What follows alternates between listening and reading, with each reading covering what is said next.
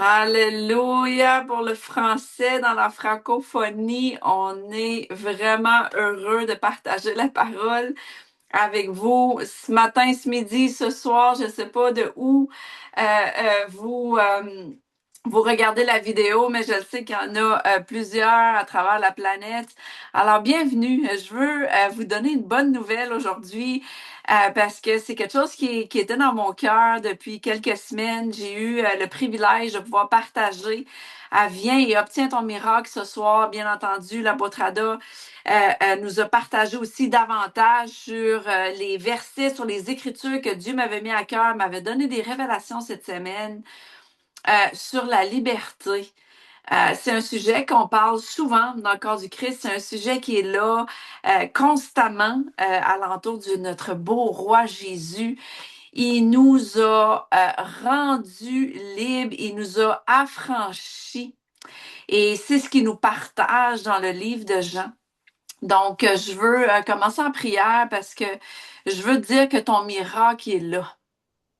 Ton miracle est là et je veux que tu saches qu'il y a une façon spéciale, des instructions spéciales de notre beau Saint-Esprit pour aujourd'hui, pour cette semaine, pour les prochains mois, pour nous aligner avec ce qu'on veut voir arriver, avec les percées que tu veux voir arriver.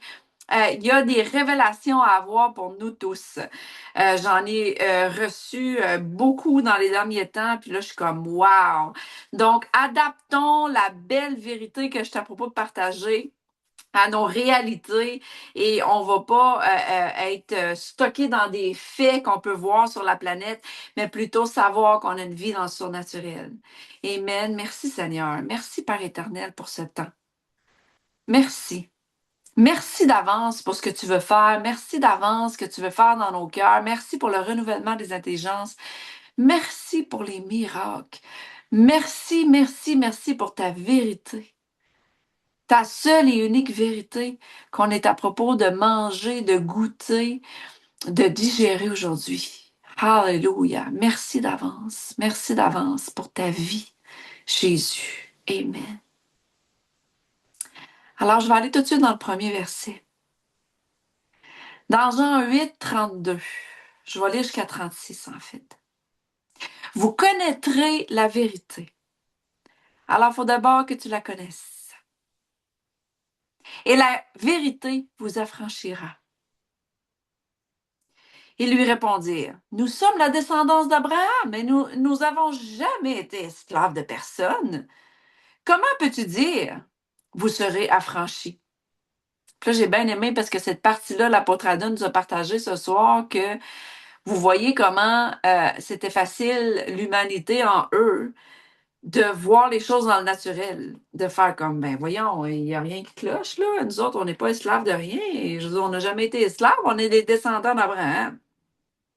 Jésus, lui, tout à propos de lui, était esprit.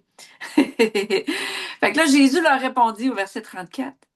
En vérité, je vous le dis, quiconque commet le péché est esclave du péché.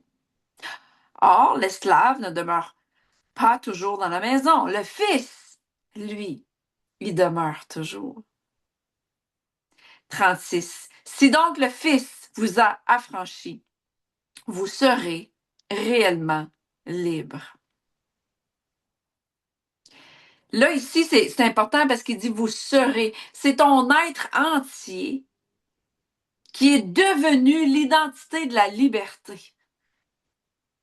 Puis c'est ça qui m'a frappé cette semaine dans ces vérités-là que j'ai méditées. J'ai fait wow, tu nous as rendu, tu as fait de nous la liberté. Nous sommes devenus la liberté parce qu'on connaît la vérité. Fait qu'il nous a pas juste comme détaché puis rendu libre, là, mettons un esclave en prison qui est ligoté, il nous a pas juste déliés puis whoop, on est rendu libre. Non, ça voudrait dire qu'on pourrait revenir dans notre esclavage. En vérité, non. Une fois que tu connais que tu es devenu cette liberté-là, ce qui veut dire que tu peux la relâcher parce que c'est ton identité, tu es la liberté. Donc, je veux que tu saches que le miracle que tu t'attends, les signes, les merveilles, les choses que tu t'attends sur cette terre, sur cette planète, tout est rattaché dans toi de connaître ton identité, que tu es liberté. La liberté, elle est là. Tu es devenu la liberté parce que Jésus est en toi, parce que le Fils demeure en toi, toi tu demeures en lui. Puis après ça, je me suis mis à méditer dans Luc 8, quand la femme, elle a voulu être libre de sa maladie. À combien, puis la question que je me posais, à combien nous sommes vraiment tannés de notre situation ou on fait juste s'y adapter? Parce qu'une situation dans ta vie qui n'est pas alignée avec la parole de Dieu, subtilement, ça peut être facile de s'y adapter. Puis là, je peux prendre un exemple maintenant dans le physique au niveau, si tu as eu un accident, puis là, il fallait que tu aies une canne, puis là, tu as appris à marcher avec la canne. Au lieu de te dire la vérité, que tu es guéri, puis à un moment donné, de t'en débarrasser de la canne, de dire, sais-tu quoi, je suis capable de marcher sans canne, puis sais-tu quoi, je suis guéri, puis en action, mettre la vérité en action, tu t'es adapté. Beaucoup de gens vont s'adapter à toutes sortes de maladies. Mais la question que je me posais cette semaine, est-ce qu'on peut aussi s'adapter à toutes sortes j'ai le mot papier dans la tête, là, tu sais, statement, j'ai le mot en anglais dans la tête. Seigneur Saint-Esprit, aide-moi à flower en français. Euh, D'avoir, mettons, un résultat, un compte de banque, ça peut être à la cour. Hein, il y a des gens qui sont à la cour, ils ont des problèmes légaux.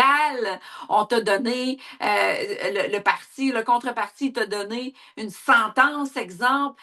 Tout ça, est-ce que ça se peut qu'on s'y adapte? Parce qu'on pense que c'est la cour, c'est la justice, c'est le gouvernement, c'est de même ça marche, c'est le système, peut-être à l'immigration. Quelqu'un qui partageait il y a 2 semaines avec l'immigration sur le Zoom. Peu importe la percée que tu as besoin, adapte-toi pas aux mensonges. Fais les plans en conséquence. Vois-toi dans l'esprit libre. Puis c'était ça que Dieu dit là avec moi dans les derniers temps, c'est de voir le produit fini, non seulement pour moi, de voir le produit fini pour tout le monde.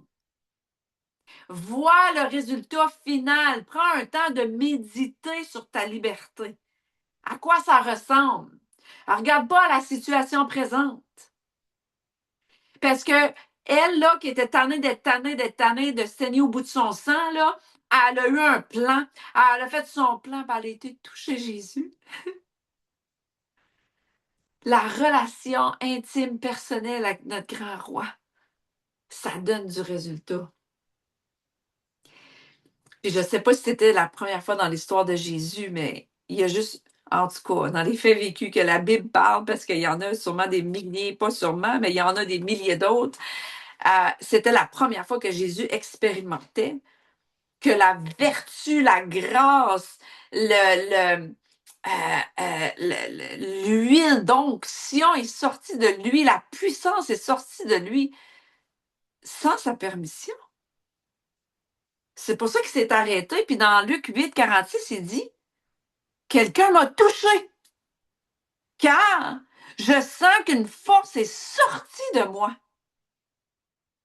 Donc, ça m'a fait réaliser qu'on peut provoquer Dieu pour l'avoir, notre miracle. On peut aller toucher Jésus à un point tel qu'on va chercher, on fait sortir de lui une force, une puissance, une guérison, une justice, peu importe qu'est-ce que c'est, tu peux aller provoquer.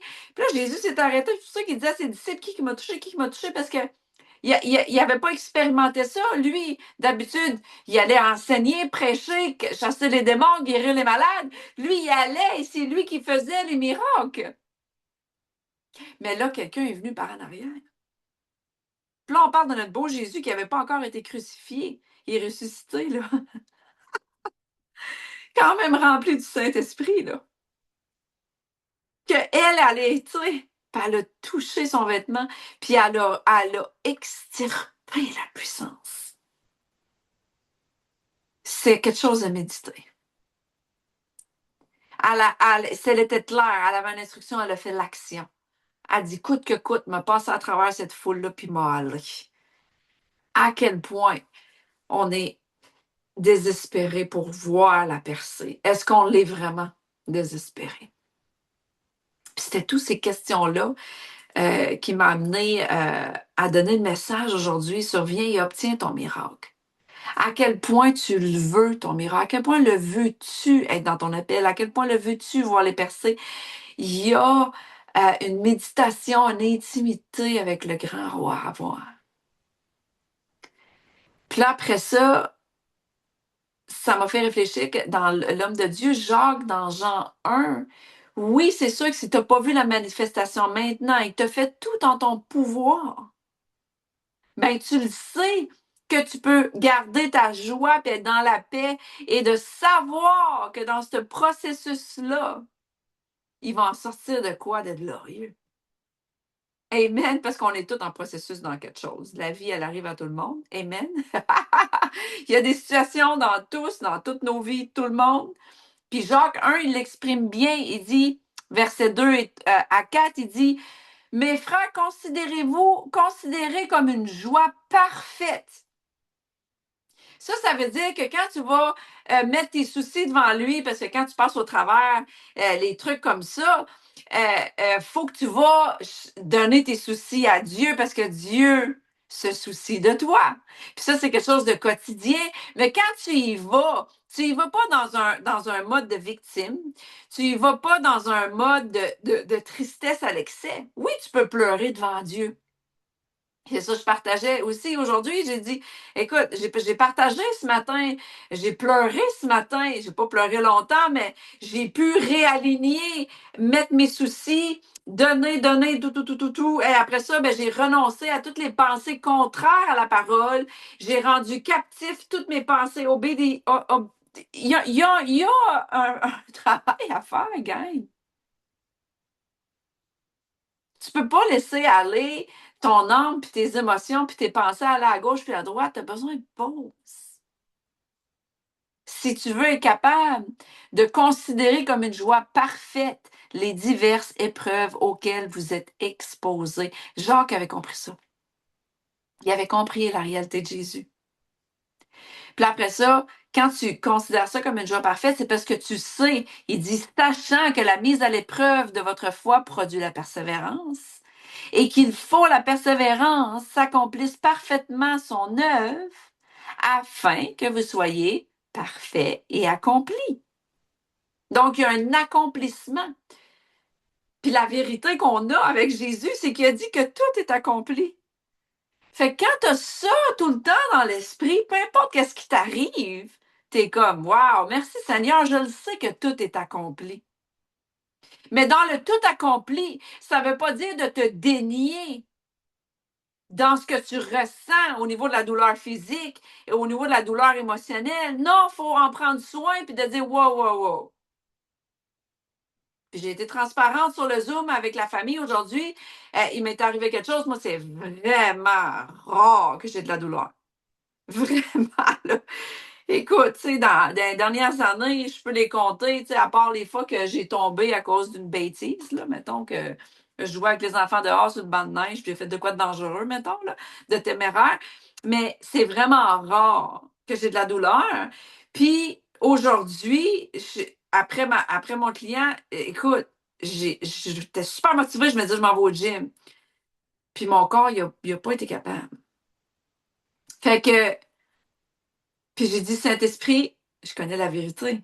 Il m'a rendu libre. Je suis liberté. Fait qu'il n'y a aucune douleur qui va tu sais, me rendre en prison, là, tu sais, me rendre prisonnier, là, tu sais. Je suis pas esclave de la douleur. Fait que là, j'ai dit, Saint-Esprit, fait que le Saint-Esprit m'a dit, garde, repos, that's it. J'ai juste poussé too much. J'ai poussé mon corps trop. That's it, dans ces derniers jours. Puis, that's it, en voici le résultat. C'était pas le diable, c'était moi. C'était moi qui ai fait ça à moi-même. Fait qu'il m'a dit juste repose-toi, tu sais. Fait que finalement, j'ai pas été capable de tomber endormie, mais du moment que je me suis couchée, je connais la vérité. Parce que c'est ça, là, si je reviens au verset 8, pas au verset 8, mais dans Jean 8, verset 32, vous connaîtrez la vérité. La vérité, je la connais. Fait que le symptôme, c'est pas mon focus. Écoute, et quand tu dis, là, j'ai senti toutes les muscles de mon corps, on dirait du bout des orteils jusqu'à quasiment au bout de mes cheveux. J'avais presque mal aux cheveux. Non. C'était vraiment, là, je vais, wow! Hey! J'étais, aïe, aïe, OK? Fait que, puis Seigneur, je sais que tu vas me restaurer parce que la vérité, je suis libre. Je suis libre. Fait que ça n'a pas été long. Je me suis reposée. Je pense que j'ai rêvé un petit peu. J'ai tombé dans un petit peu, mais j'étais comme entre deux eaux. Puis je priais aussi pour des gens. Puis il m'a restaurée instantanément. Je me suis levée du lit sans aucune douleur. Alléluia. C'est notre réalité. Puis là, peut-être tu te dis, ah ben oui, ben c'est ta réalité, mais pas la mienne. Mais il y a une voie pour aller là. Il y a une voie que j'ai fait dans la discipline mentale avec le Saint-Esprit qui m'a aidé, que je suis toujours entourée de Kingdom Mindset personnes alentour de moi, des guerriers alentour de moi. Il y a une façon de toujours se garder libre dans la vérité. C'est d'être entouré, de garder ça sain, de s'entourer de gens avec le royaume, comme on a fait sur le Zoom ce soir. C'est de se tenir dans les Écritures et d'avoir des révélations de qui est Jésus. Puis moi, cette semaine, ça a été ça ma révélation, puis c'est ça que j'ai partagé. Il m'a fait de moi la liberté. Je suis sa liberté pour les gens. Je suis devenue liberté. Il a fabriqué, il dit, je vous ai fait libre. Il nous a pas juste enlevé les chaînes et délié. Non, non, non, non, non, c'est pas ça l'image. L'image, c'est que tu es devenu. Il est en toi, tu es en lui. Donc, tu es devenu la liberté. N'est-ce pas merveilleux? Wow, je le partage, puis je trouve ça tellement merveilleux. Amen. Praise God. Alors, je pense pas que je vais ajouter rien. Je pense que viens et obtiens ton miracle. Obtiens cette liberté-là. Voilà. Fais un effort mental de la voir. À quoi ça ressemble pour toi? Puis c'est quelque chose que j'ai communiqué. J'ai fait l'exercice. Prenez un temps de méditer à quoi ça ressemble ta liberté. Et voilà, fais des plans en conséquence. Planifie qu'est-ce que tu veux faire, de comment tu veux agir, de comment tu vas interagir. Et peu importe à quoi ressemble ta percée personnelle. Voilà, provoque ça dans l'esprit. Provoque ta liberté. En tout cas, la femme là, avec le problème de sang pendant 18 ans, elle avait tout essayé.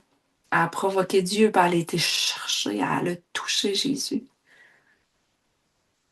C'est puissant. Alors voilà, je vous aime, puis on se revoit au prochain. Viens et obtiens ton miracle. Soyez des nôtres aussi les dimanches à 9h45. On a un puissant temps de louange avec la mère à travers les nations. C'est vraiment une maman à travers les nations. Merci d'être là en passant, Pasteur Linda, d'être avec moi sur le Zoom en ce moment live. Son intercession, sa louange est unique. Venez goûter le son des cieux. Venez entendre et goûter le son des cieux le dimanche. Puis c'est toujours suivi par le Saint-Esprit d'une parole qu'on se délecte aussi. C'est comme un buffet, hein, la parole. Puis un buffet, ben, il y en a pour tous les goûts. C'est pour ça que par semaine, il y a moi qui partage les lundis dans la soirée prophétique. Il y a les dimanches avec Pasteur Linda. Il y a les jeudis avec l'apôtre Ada. On en a pour toutes les saveurs. Amen. Parce que le corps du Christ, c'est de même qu'on fonctionne. On a tous nos dons uniques que Dieu veut utiliser. Amen. Fait que je vous aime. Je vous aime vraiment beaucoup. Merci d'avoir pris le temps d'écouter Jésus, d'écouter sa parole et de mettre en action. Maintenant, c'est le temps de mettre en action, de provoquer et d'aller toucher notre roi cette semaine. Amen. So, voilà, je vous aime. À bientôt. Amen. Alléluia. Merci.